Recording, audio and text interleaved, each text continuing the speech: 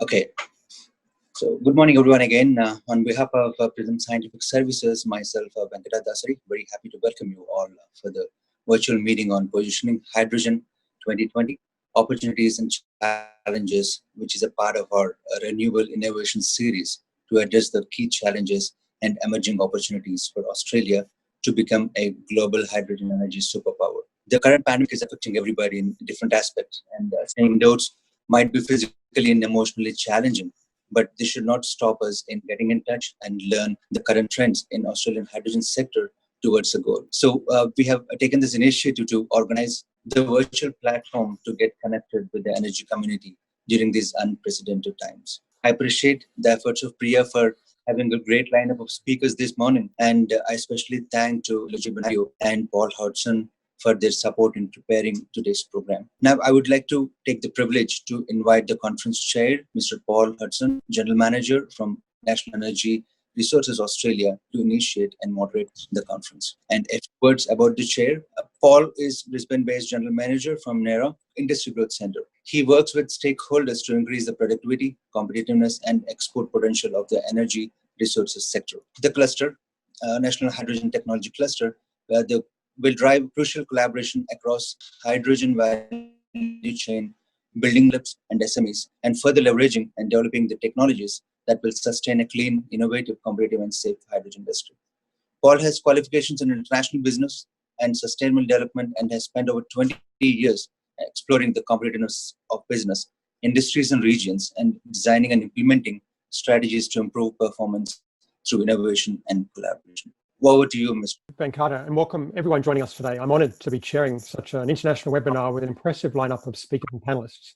And hydrogen energy is a very interesting and exciting topic and considered a significant potential pathway to facilitating a lower emission world. Today is aimed at moving hydrogen energy further into the commercial realm. Before we get underway, I'd like to acknowledge the traditional owners of the many lands on which we're meeting right across Australia today. Pay my respects to elders past, present and emerging.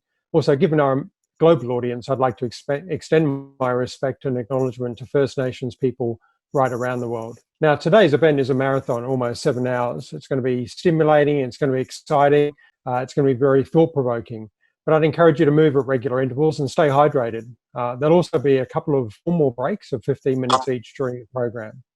The plan for each presentation is to run for about 15 to 20 minutes with time left for questions at the end. So please use the Q&A function at the bottom of the screen if you have questions a question to ask. And sorry in advance if we can't get to all of your questions, but please follow up afterwards and we'll make sure those questions get answered. If you have an issue you'd like assistance from Venkata and his team, please raise your hand. We'll try and keep the Q&A function just to questions, and if you can keep them brief as well, and potentially also say which speaker you may be addressing today. Luigi Benario will facilitate a panel session, bringing it all together on transitioning hydrogen into the commercial realm at about 5:15 p.m. Australian Eastern Standard Time. Okay, so let's get started. Our first session today is Ministers' Plenary. Will comprise two Australian state ministers enlightening us on their respective hydrogen strategies. Particularly for the benefit of our international audience, there is a real and genuine unity in Australia around developing the hydrogen energy sector, with our Commonwealth Government, 6 states, 2 territories, all endorsing a national hydrogen strategy through our Council of Australian Governments Energy Council in Australia in November last year. So first up, it's my great pleasure to introduce the Honourable Guy Barnett, Energy Veterans Affairs for the Born and raised on a farm in northern Tasmania, Guy Barnett studied law and worked in Melbourne and Washington, DC law firms before he established and managed his award-winning government and public affairs business. After almost a decade representing Tasmania in the Senate, Guy was elected to the Tasmanian State Parliament in 2014. He was appointed to Cabinet in 2016 and now serves as the Minister for Primary Industries and Water, Resources, Energy and Veterans Affairs. He's an author of several books, including Our Heroes, Tasmania's Victoria Cross recipients, and Make a Difference, a practical guide to lobbying. Guy is married with 3 children and is a sports enthusiast with a keen interest in cycling, tennis and fishing. I extend my welcome to you, Minister, and look forward to your presentation. Thank you.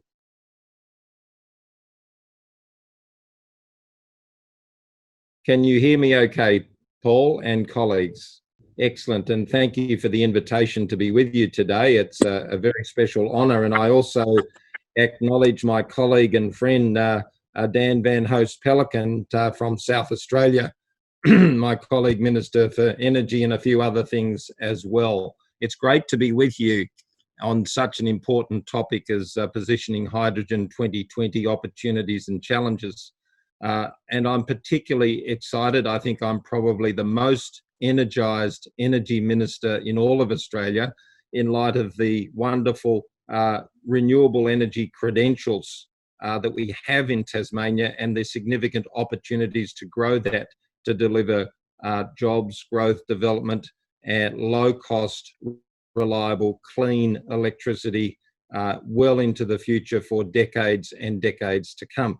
I wanted to recognise the hard work around this virtual meeting of all governments and workplaces and individuals to keep our communities safe during the COVID-19 pandemic as it rolls out.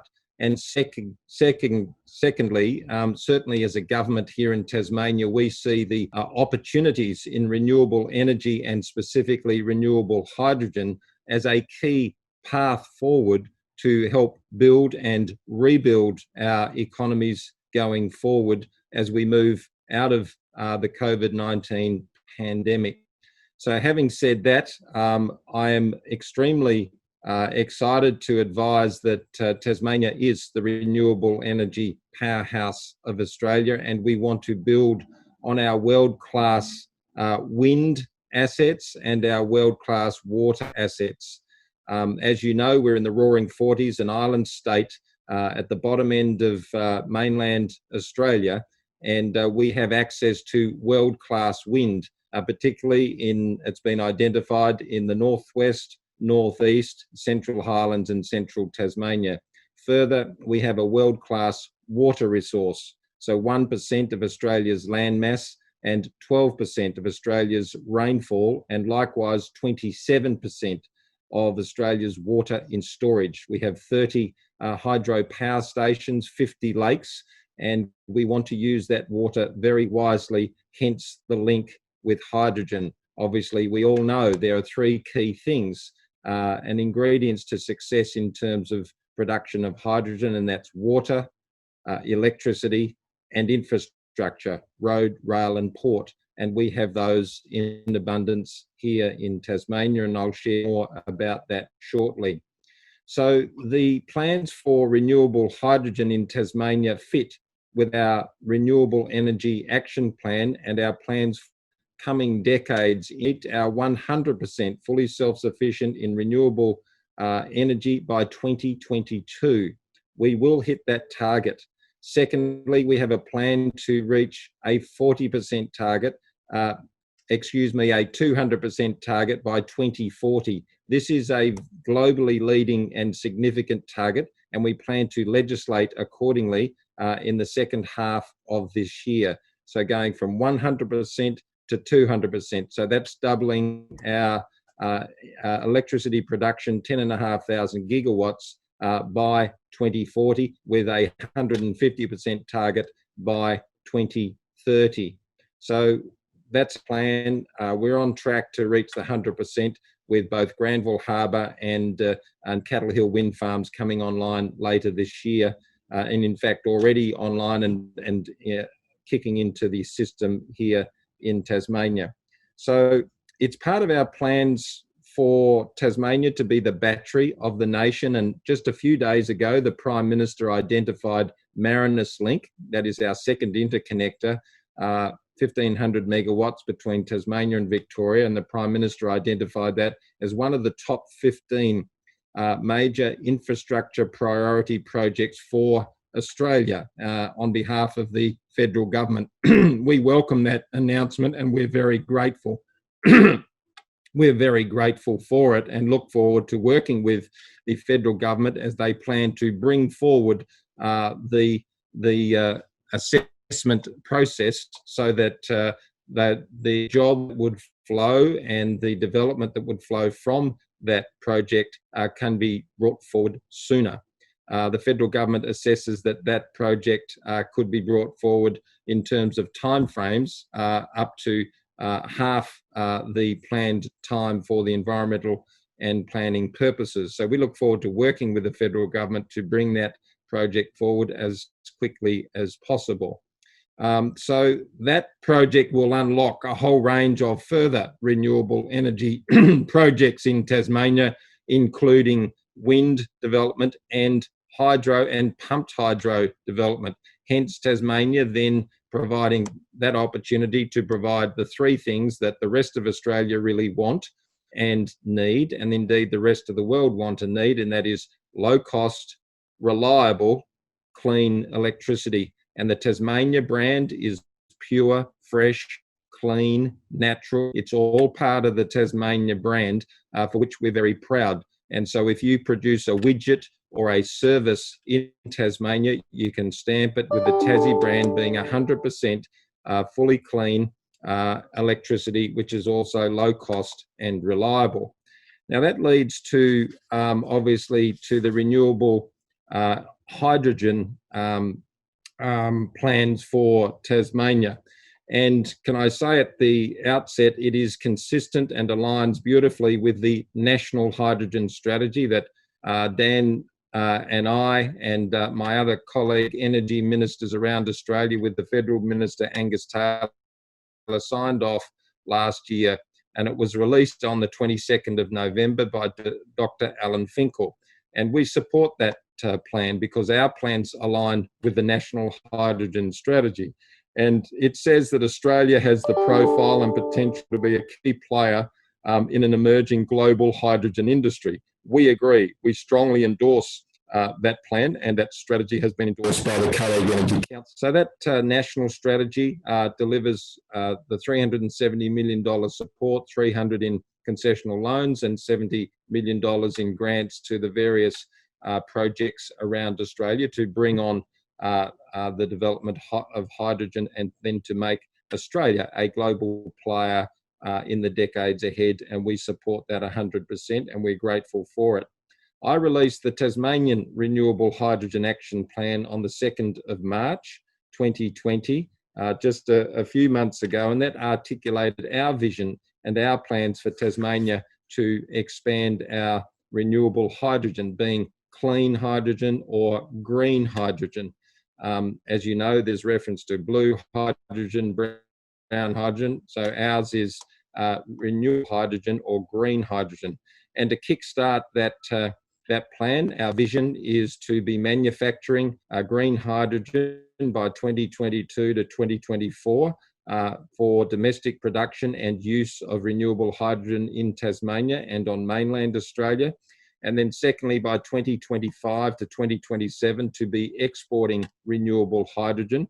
And by 2030, with the vision to be a significant global supplier of renewable hydrogen. And for both export and for domestic use, so on-island use and creating jobs and development and opportunity here in Tasmania, as well as being a global supplier. So we have identified two areas of Tasmania to be hydrogen hubs. One is at Burnie and the other away. They both have access to one of those three ingredients to success. That's the infrastructure, which is access to road, rail, and a deep sea. One of the benefits for Tasmania in terms of hydrogen and the production of it is that it's very competitive.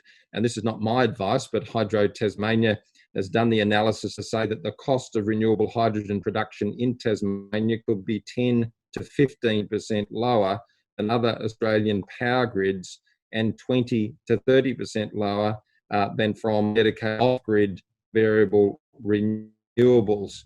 And that's because of our firming capacity in Tasmania, combined with the world-class wind resource and wind energy, combine that with our hydro, reliable dispatchable electricity and pumped hydro plans, that would absolutely of the production of our renewable hydrogen at that very competitive rate.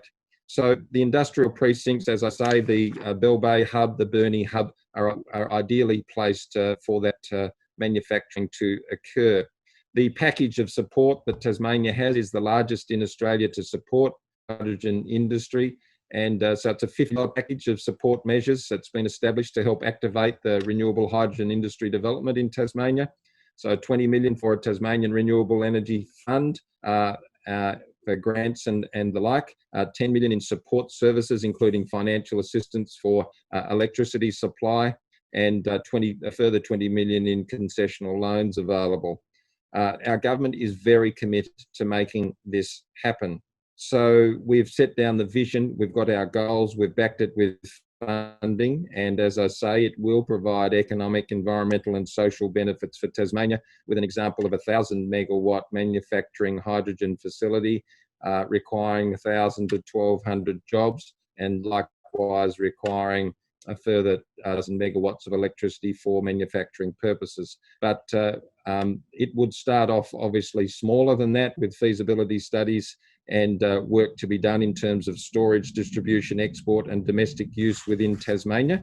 And I wanted to indicate that we have support and are working in collaboration with the Cooperative Research Centre for the Blue Economy. This was established July last year, and it's federally government backed with 10 key stakeholders from around the world, and our state government, of course. It's based in Tasmania, and its objective is to do three things: is to progress research, development and support for marine farming, marine engineering and renewable energy. It's all based on the fact that Tasmania is an island state. We're surrounded by water, so it's to do with the ocean and the blue economy, and to progress opportunities in that space. So part of that, of course, is renewable energy on the ocean, whether it be wind or in other forms, and secondly, hydrogen and renewable hydrogen and its use obviously in the ocean or elsewhere.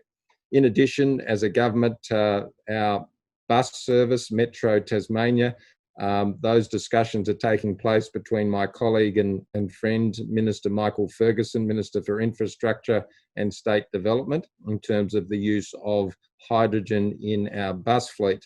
Likewise, we're having further discussions with our government business enterprises and across government to consider the merit of using hydrogen and electricity in a range of transport and other measures, and also to displace diesel and other fossil fuels in other locations, including our two islands, Flinders Island and King Island, has been considered, and other remote locations.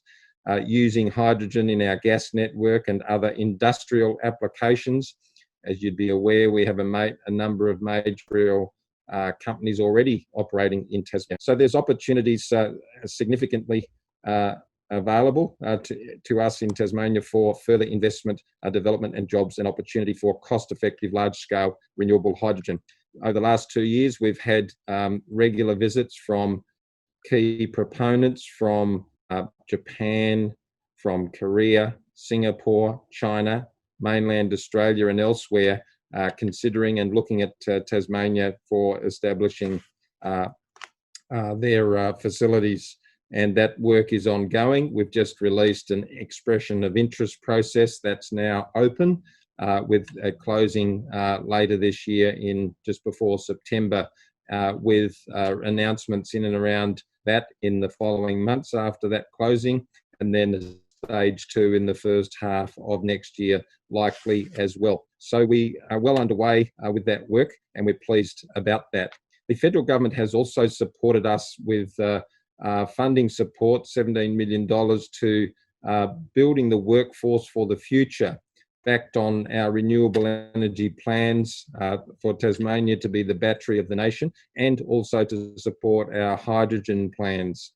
So that funding is to support what we call TasTAFE and industry workforce development and training, and announcements have been made about that by our Minister for Skills and Education and Training and Deputy Premier Jeremy Rockcliffe just in the last couple of weeks, with further training for our hydrogen industry and to develop the workforce for hydrogen going forward, and with a commitment of multi-million-dollar expansion of our TasTAFE facilities in Hobart, and with a plan to deliver that training in the north and northwest of Tasmania as well. So we have significant plans to grow that.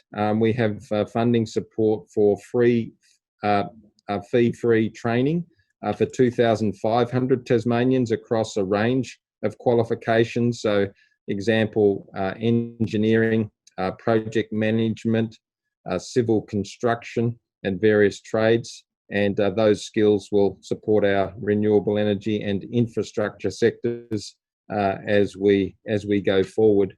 And in our response to COVID-19, as I started off, the Premier has announced a package of support that will bring forward our construction plans, an investment of over $3 billion in coming years by the government to invest in road, rail, port, and specifically housing to help our way through and grow and rebuild our economy as we work through COVID-19 and grow out of it. And likewise, as I said, the Prime Minister's prioritised Marinus Link, which will then unlock further renewable energy projects. And I should indicate that's a priority project for Infrastructure Australia as well. So certainly we have big plans on the drawing board and they're progressing very well. So in summary, and I'm happy to answer questions or have any feedback, we're certainly laying the foundations for the decades ahead. This is no quick fix and click your fingers and bingo, it happens. We have plans which are very long term to 2030 to 2040 and well beyond to be the renewable energy powerhouse, not just of Australia, but globally. We want to be a global green energy hub here in Tasmania. And I think that's already been recognised and will continue to be recognised in the months and years ahead. We see this as a way to grow our economy, create more jobs and deliver opportunity for families and young people in Tasmania, and particularly in the post-COVID world. So I'll leave it there for now, and thank you for the opportunity of sharing with you. Happy for feedback either now or in due course. Thanks again. Thank you very much, Minister. That was a very comprehensive, compelling and integrated picture of Tasmania and its energy sector, based off of a lot of key strengths, as you say. And I love the ambition. I love hearing about 200% renewable energy targets. I think particularly in Australia, we've had lesser targets, often talking about electricity. It recognises Australia's position as a global energy powerhouse, and Tasmania's obviously been a significant provider of energy to mainland Australia for a long time, particularly off of your world-leading hydro assets. I did have a question from actually one of the other panelists about refueling stations, Minister. Is that something, hydrogen refueling stations, that the government's looking at? Yes, thanks, Paul, for the question and your feedback on our big vision, which we believe is quite doable and realistic, and it will happen. So we're very confident about that. So yes, in terms of refueling stations, we've already have plans to progress. Firstly, in terms of operated and electric vehicles. So that's also already well underway. And part of our renewable energy plan is to consider the merit of refueling stations. We've talked about the bus fleet. Those discussions are taking place between the relevant minister and the board of Metro Tasmania. That manufacturing of those buses is underway. So those discussions are progressing. And yeah, so we have big plans for the use of renewable hydrogen in the years ahead. And that's part of our renewable energy hydrogen plan, which we had released a draft last year in November. We released the final version just a couple of months ago, and it's all on the public record, and more than happy to discuss that further or offline in due course. Thank you. Thank you very much, Minister. Look, keep questions coming, please. If you've got any questions for Minister Barnett, please send them through on the Q&A function. Maybe if you could just also perhaps talk a little bit about it. It's a very large amount of money that's been set aside. I think it's $50 million. Maybe just a little bit more about some of those incentives that you've got to decarbonise and grow the energy sector. And there may be people with projects or technologies that are listening that would love to know how to potentially access some of those. Yes, for sure. So certainly in terms of the expression of interest process, that's now open. It's a public process. You can go in. Obviously, as a relevant minister, I can't be too involved in that. It's got in terms of probity, but it is a $50 million package, 20 million in terms of grants over the period of time ahead. And secondly, the $10 million in terms of support for electricity concessions and other support, whether that be payroll tax concessions, stamp duty concessions, or other concessions. That has to be put in your expression of interest and discussed and negotiated with our Coordinator General and through the department. So it's an independent assessment process, and further a $20 million in concessional loans. So it's the largest across the country to support this, and it's an indicator of our strong support as a government. Peter Gutwin is both as the Premier and also Minister for Climate Change and a few other ministries, but he is very committed to making this happen, and he's likewise the Treasurer, which is also helpful as the relevant minister, and it's good to recognise that, and I thank Premier Gutwin for that commitment. Okay, fantastic. Look, another question from the audience, and another fan, I must say. Someone saying your renewable strategy is fantastic. But the question, I think, is about the primary water supply for the future hydrogen industry. Do you have some thoughts on that? In many cases in Australia, it's sort of seen as desalination in coastal locations, or you're on the freshwater advantage that Tasmania has, and there's also people looking at wastewater, and they're like, maybe you could just comment on that aspect. Absolutely. We're an island state, as I indicated, I think earlier, 1% of Australia's land mass, 12% of Australia's rainfall, and 27% of Australia's water in storage. I have the honour of also being Minister for Primary Industry, so agriculture. We use that water for not just hydro purposes, and like the Derwent catchment, where Hobart's based on the Derwent, it's used up to 10 times. We use that water very wisely, up to 10 times, and then ultimately it flows down the Derwent, but it's also used, some of that, for irrigation purposes. We have built 16 of Australia's last 19 major irrigation projects. They work really well. We have plans for another 5. And 8% of Tasmania's agricultural land delivers 50% or more of our agricultural production. So we use the water very wisely, and we have absolutely very confident ability to use water for renewable hydrogen production.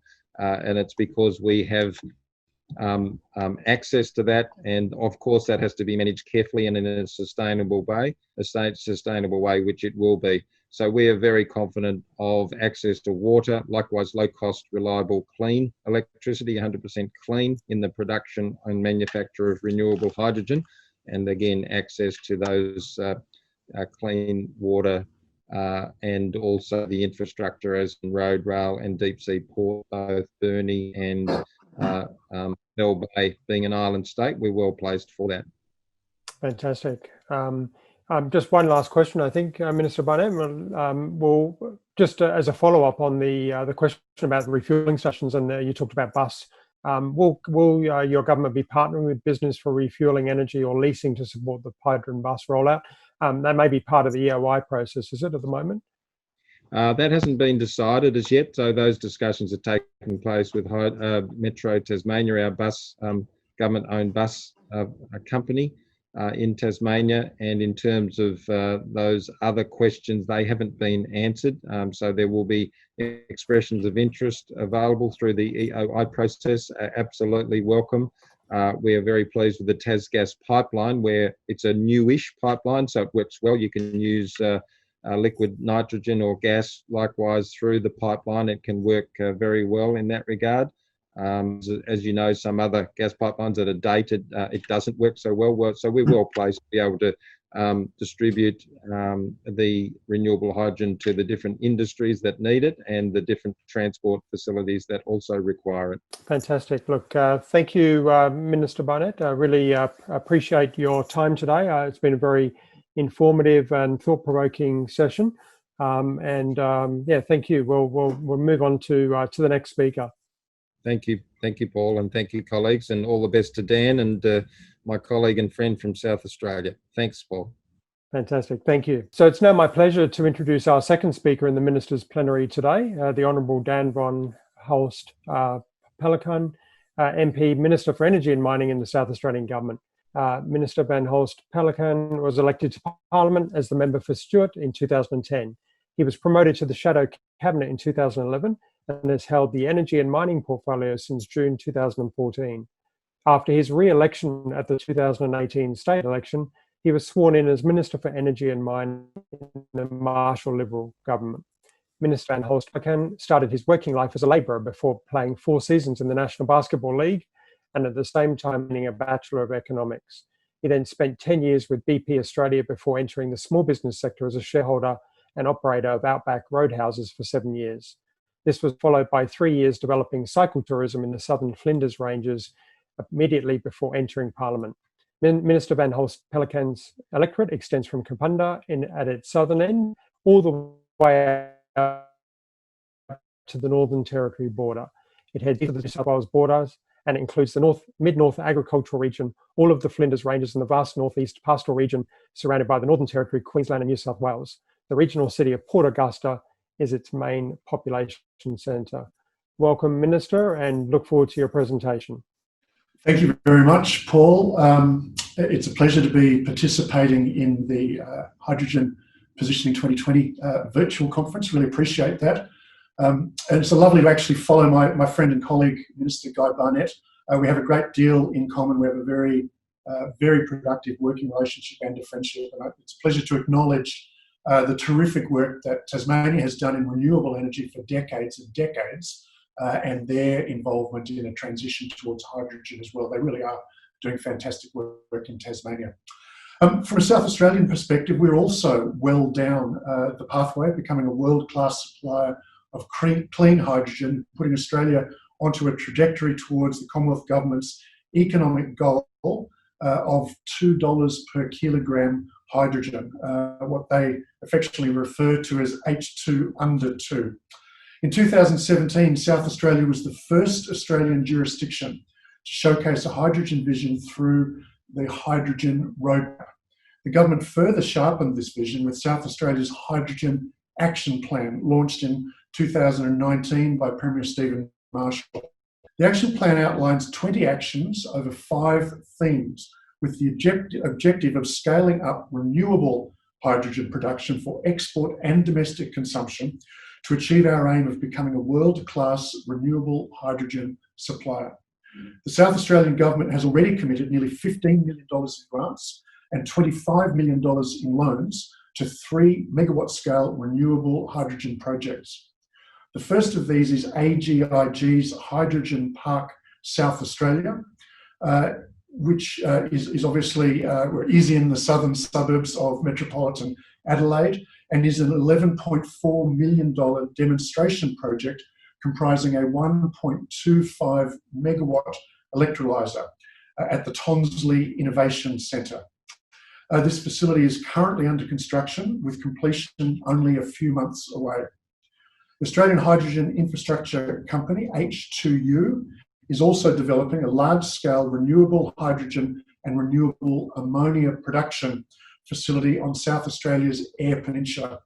H2U has completed a feasibility study and moved into the project development phase with a target for financial close next year.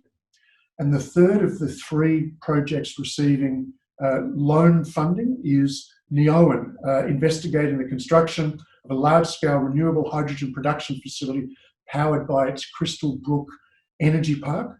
It has also completed the first phase of a feasibility study and progressed onto a second phase with a number of industry partners. I visited AGI to mark the beginning of the construction phase of that work.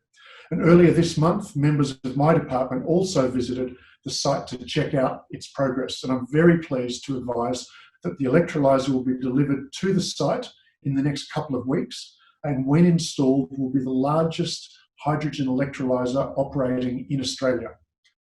The project is on track to start producing hydrogen in the second half of this year, getting 5% renewable hydrogen gas network that already exists around the Mitchell Park suburbs, so 700 homes in suburban South Australia will start to receive hydrogen blended into their existing gas network. This will be a tremendous achievement by AGIG and its partners, particularly in light of the challenges posed by COVID-19. And lovely to be able to say that through the whole COVID period, it's really only added about 3 weeks of slippage to this project. So congratulations to AGIG. Earlier this year, the Federal Minister for Energy and Emissions Reduction, Angus Taylor, and I launched the $4.15 million Australian Hydrogen Centre, also at Tonsley. The centre, led by Australian Gas Networks in collaboration with founding members Neoen, AusNet Services and Engie, has secured funding from the Australian Renewable Energy Agency and the Victorian and South Australian governments.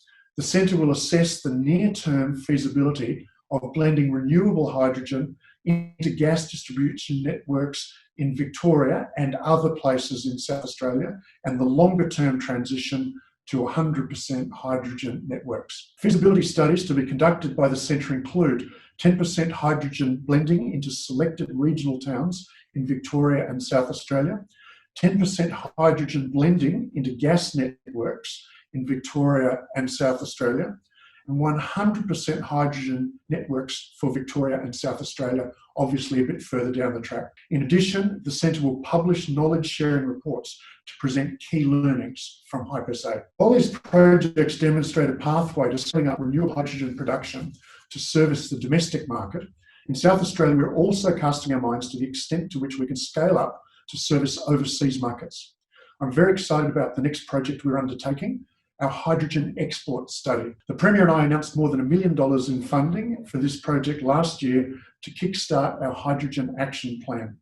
It will be a landmark pre-feasibility study to consider large-scale clean hydrogen production in South Australia for international export to prospective markets in Asia. Its findings will inform key considerations such as locations for hydrogen production and export, volume of supply potential, the interdependencies of hydrogen supply chain infrastructure, and the landed cost of clean hydrogen exported from South Australia. It will consider both green and blue hydrogen opportunities. The government will use the study to produce an online modelling tool and prospectus for potential hydrogen customers, infrastructure developers and investors to support the development of clean hydrogen export projects in South Australia. We aim to complete the modelling tool and prospectus in October this year. We've recently concluded a tender process to appoint a consultant to work in conjunction with key industry stakeholders to deliver this modelling. We received a very strong response to the tender with more than 20 high-quality applications from potential suppliers across Australia, Asia and Europe.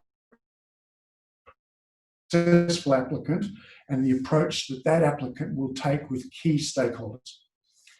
South Australia hosted the International Conference on Hydrogen Safety in 2019, but South Australia is also a member of the International Association for Hydrogen Safety, or HySafe, as many people will know it. HySafe is the focal point for all hydrogen safety related issues internationally, which puts this state at the forefront of latest information regarding hydrogen safety and regulation.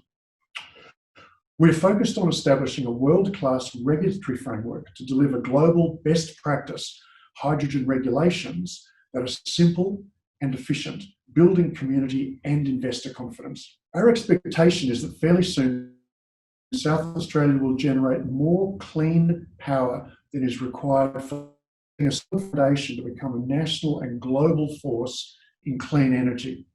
South Australia hosts 10 out of the 33 renewable energy zones identified across the national electricity market by AEMO.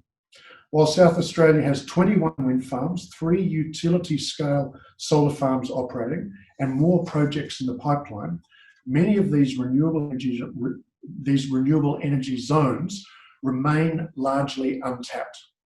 In 2018-19, our state generated 52% of its electricity from renewable sources, and we're on our way to 100% net renewable electricity generation over the next 10 years. We're developing further plans to decarbonise transport and other carbon emissions intensive sectors.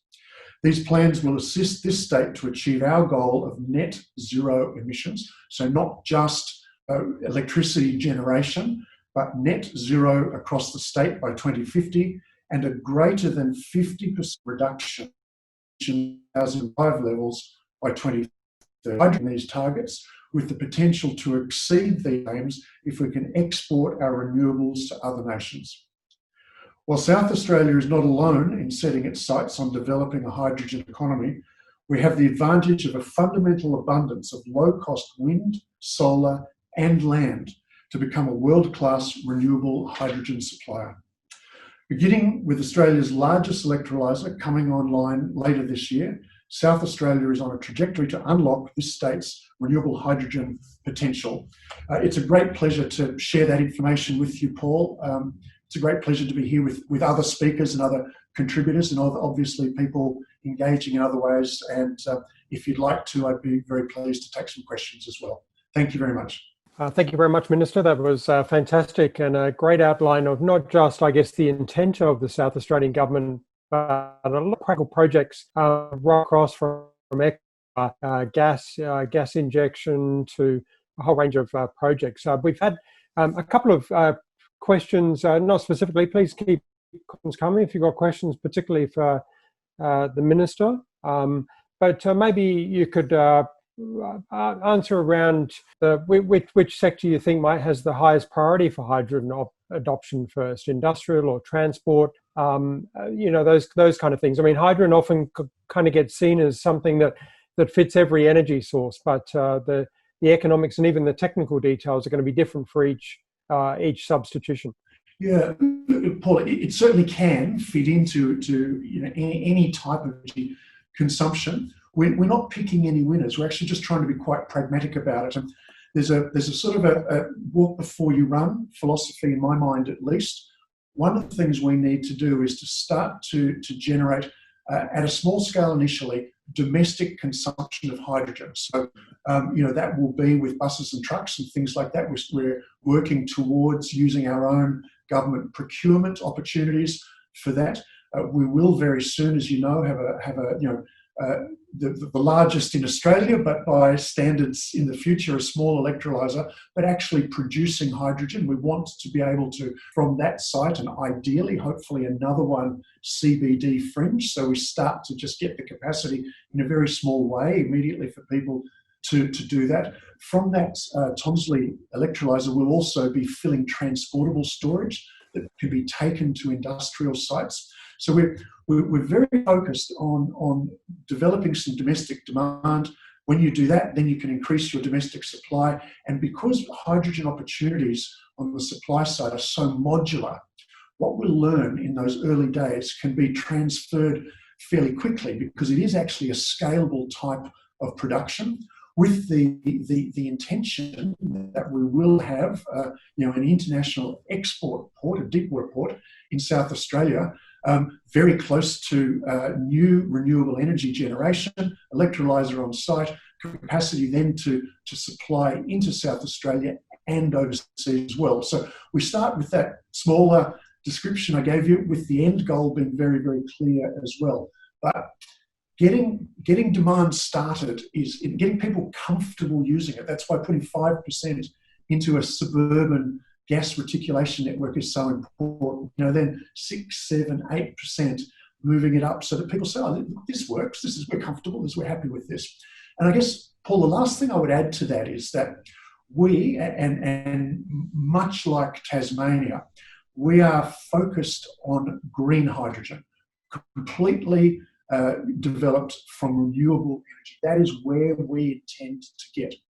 But I'm very supportive of other jurisdictions which are already looking at brown hydrogen as well. I don't think that's going to last for too long. But even if other jurisdictions develop brown hydrogen, they create a comfort with consuming hydrogen. Over time, we'll move away from the brown, we'll go through the blue. In the end, it'll only be green hydrogen that anybody wants, but we will get to that green hydrogen only place quicker if we can get consumers comfortable with consuming any type of hydrogen as soon as possible. Yeah, fantastic. Look, I think that's a great strategy around working, making people feel comfortable using hydrogen energy. and also not really picking winners early on, but actually building the technologies and scaling those technologies early. I've got a question here, Minister, about South Australia's. We heard from your colleague in Tasmania before, which is it's got a lot of water. South Australia is quite a dry state. So what's the water supply strategy that you see leading into particularly renewable hydrogen? Yeah, very important point. Desalination. We have no intention of taking water out of the River Murray for this. At times we've got ample water in the river. At times we don't have nearly enough. We're not messing around with that at all. Now, for small-scale pilot projects, sure, that'd be okay. But what we do have, while we don't have the blessing of enormous amounts of fresh water that Tasmania has, we also, though, we do have a very, very accessible coastline. I mean, thousands of kilometres of accessible coastline. So we intend that will be desalinating, so renewable energy into desalination, into water. We then get to produce the water that's needed for electrolysis. There might actually be some savings in that. Rather than producing sort of the cleanest, best fresh water, we need the water that you actually need to make hydrogen. So we'll see how that goes, but very much desalinating seawater, not taking from what is already a fairly scarce resource in South Australia, as you point out. Okay, fantastic, Minister.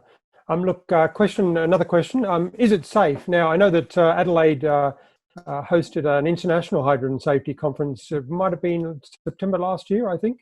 But maybe you could just address that issue, which often comes up, particularly in making people feel comfortable using hydrogen. There is often a safety concern that people have.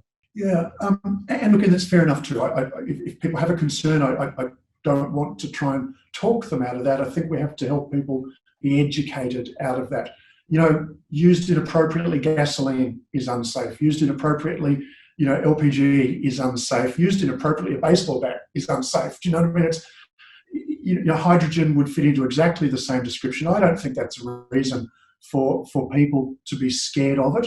But what we have an obligation to do is to give people a comfortable entry into the consumption of hydrogen. So, I'm incredibly optimistic. I'm convinced that when 700 homes in the southern suburbs of metropolitan Adelaide have 5% hydrogen in their existing gas network going through their stoves or their hot water heaters or whatever they might be using, they won't notice any change. They will not see any change. I'm convinced if it gets to 7%, 8% to 10%, they will be very, very comfortable with that. So that starts that process. To get to 100% hydrogen, in principle, and of course, I mean, I'm a convert, right? So I don't want to assume everybody thinks the way I do. But, people put LPG into their cars. People have gas stoves and gas heaters. If the regulations aren't right, if the equipment isn't good enough, if the management of the operator isn't up to scratch, you have problems. Hydrogen will be exactly the same. So, overwhelmingly, people will be able to use it safely and comfortably. But as a government and in partnership with industry, we have an obligation to prove that. One of the things that we want to do, apart from the practical hands-on, let people start to use and consume some hydrogen, is a key part of our hydrogen action plan is develop regulations early. We want people to know that from day one, we are helping put together with international experts in Tasmania and other places with an interest, sensible, smart, protective regulations that are good for the consumer, but also give comfort to investors as well, so that they can get on board. They know there's a sensible environment. They can see what they're getting when we want to encourage them to put money into the industry also. That's great. Right across energy, electricity can be dangerous, methane can be dangerous, diesel, petroleum can be dangerous. So regulations, safety standards, education, all those types of things go to alleviate that. So that's great. Probably time for one more question. I know that South Australia is very strong in its support of small and medium enterprises, startups, through clustering initiatives. I know the great work that's happening down at Tonsley. So just perhaps if you could mention any support for startups in the hydrogen sector in South Australia? Well, it depends what you mean, I suppose, Paul, by a startup. I mean, a startup is typically businesses or industries that exist and a new player wants to get into it. Hydrogen is actually a step ahead of that. I mean, I'd suggest that $40 million that we've got between grants and loans going to those projects that I described and others, that is tangible support for startups. Those pilot plants and new projects, they've never been done before. And so we are, demonstrably contributing towards those, as are the proponents, as is industry, as are other governments, federal and state as well. So, we're putting in taxpayers' money at the ground level to help these projects prove themselves, because we believe that in the long run, our taxpayers will be benefited enormously from a newer, cleaner, sustainable energy source, and ideally new export markets as well. Fantastic. Just finally, one last question. Is there a levelized cost of hydrogen target the South Australia is targeting? I mean, you talked about the $2 target, but the national one, I guess. But no, we don't have our own target. We're quite happy to work towards the $2 target. Australia is not there yet. When I talk to delegations from Japan and particularly other countries are interested, but Japan, for example, has a really key target. They're looking for $1 a kilogram. They've said it very, very clearly down the track. They believe that when it gets to $1 a kilogram in the future, they believe that they can then really start the very serious, complete transition of their energy economy across to hydrogen. So I guess that's the real goal. But that's a long way away. We're working to make it number one, just prove it up that it can work. Once you have an electrolyzer running, then you actually get some cost information. Then you can start to say, okay, what does the largest electrolyzer in Australia take? What does it cost to make hydrogen there? You can start to extrapolate that to what would a larger one be. Then you can start to set your targets. I think it's too detail other than understanding what potential consumers need. Fantastic. Look, we'll wrap it up there, Minister, but thank you very much for your time, and thank you both ministers for, because that concludes the ministers' plenary this morning. The energy from both of you is palpable, excuse the pun, but great to have you along and to being so open and candid and genuine about about the strategies and the future of the hydrogen energy sector. So thank you very much. Yeah, thank you, Paul. I know, both South Australia and Tasmania are very, very genuine about this. Yeah, thank you very much. Appreciate that. Came through very strongly.